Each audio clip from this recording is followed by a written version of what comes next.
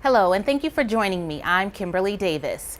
Fergie sang a unique rendition of the national anthem at the NBA All-Star Game, and now the singer has issued an apology, saying that she tried her best. Plus, a California group is registering people to vote at Black Panther screenings. There was a lot of maroon and orange at the State House for Claflin University's Day at the Dome. More on that story on the ABC Columbia mobile app. And they're magically delicious.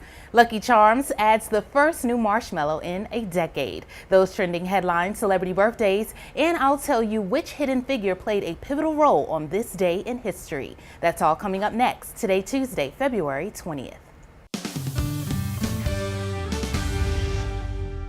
Fergie tried something a little different with her national anthem at the NBA All-Star Game, and not everyone was cheering. Before tip-off of the NBA All-Star Game Sunday night, Fergie delivered a one-of-a-kind rendition of the national anthem. Players and the crowd couldn't believe their eyes and ears as the Black Eyed Peas star made the Star-Spangled Banner, well, her own. Some laughed at the rendition, others appeared less than impressed. And then there were those who just looked on in amazement.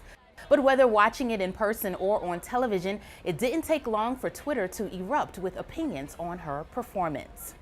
Not only is the blockbuster Black Panther shattering box office records, it's also inspiring some groups to help get more African Americans registered to vote. Macy Jenkins reports.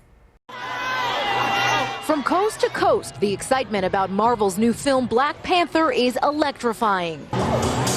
And activists with the Electoral Justice Project are trying to harness that energy to push more African Americans to the poll. Their movement is called Wakanda the Vote. I think that the movie has definitely set a tone in the Black community to encourage Black folks to get out and protect their own Wakanda. Because we own them. Wakanda, the technologically supreme fictional country and backdrop for the film. An idyllic society where Africans live peacefully and self-sufficiently, hidden away from the outside world. We can come together to watch a movie, then we should be able to come together like they did before and come together and get out to the polls and vote. Organizers released this how-to guide encouraging volunteers to gather a squad, research state laws, and head to a theater to register new voters. We walked right in the theater and started asking folks in line. Erica Claudio answered the call in Atlanta. Many of the folks who I spoke with were already registered, but they did not know that there was an upcoming election this year. We can vote as a people, and we can make a difference. One of the reasons the Greater Sacramento Urban League is eager to mobilize local volunteers and take advantage of the movement.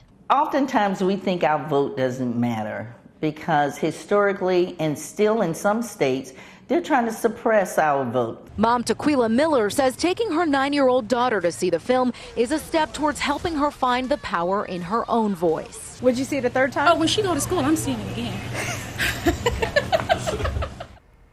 Black Panther, directed by Ryan Coogler, is Marvel's first film directed by an African American. It brought in an estimated $192 million in its 3-day debut in North America. That's the 5th biggest opening of all time. Out with the old and in with the new, Lucky Charms is introducing the first new permanent marshmallow in a decade, a magical unicorn. General Mills says the new marshmallow was inspired and created by the cereal's target consumer, kids. The purple-blue mythical creature will replace the hourglass marshmallow. Katherine Johnson took weeks checking re-entry calculations before John Glenn was successfully launched into space aboard the Friendship 7 spacecraft on the first orbital flight by an American astronaut on this day in 1962 from Cape Canaveral, Florida. Happy birthday if you're celebrating today. You share the day with singer-songwriter Robin Fenty, better known as Rihanna. She's 30. Comedian Trevor Noah is 34. And Academy Award and Golden Globe Award-winning actor Sidney Poitier is 91.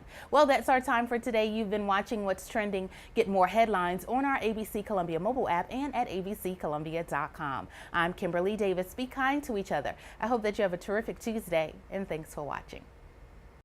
With her razor-sharp mathematical mind, Katherine G. Johnson helped broaden the scope of space travel, charting new frontiers for humanity's exploration of space and creating new possibilities for all humankind.